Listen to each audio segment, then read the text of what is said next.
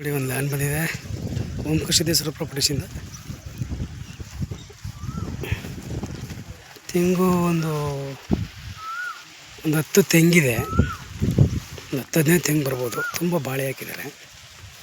ಇದಕ್ಕೆ ಸಪ್ರೇಟ್ ಆದಂಥ ಒಂದು ಬೋರ್ ಇದೆ. 1 ಎಕರೆ ಲ್ಯಾಂಡು ನೋಡಿ, ಒಂದು ಬೋರ್ ಇದೆ. ಎಲ್ಲ ತುಂಬ ಬಾಳೆ ಹಾಕಿದ್ದಾರೆ. ಮಣ್ ರೋಡ್ಗಿರುವಂಥ ಲ್ಯಾಂಡ್ ಇದು.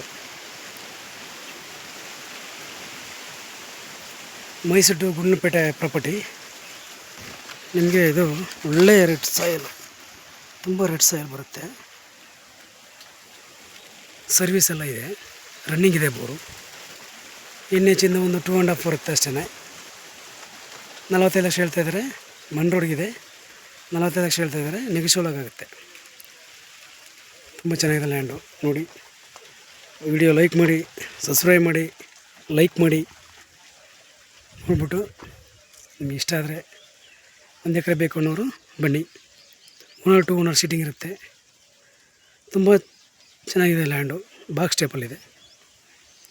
1 ಎಕರೆ ಭೂಮಿ ಇದು. ನೋಡಿ ಸರ್, ಮಣ್ ರೋಡು ಒಂದು 30 ಫೀಟ್ ರೋಡ್ ಬರುತ್ತೆ.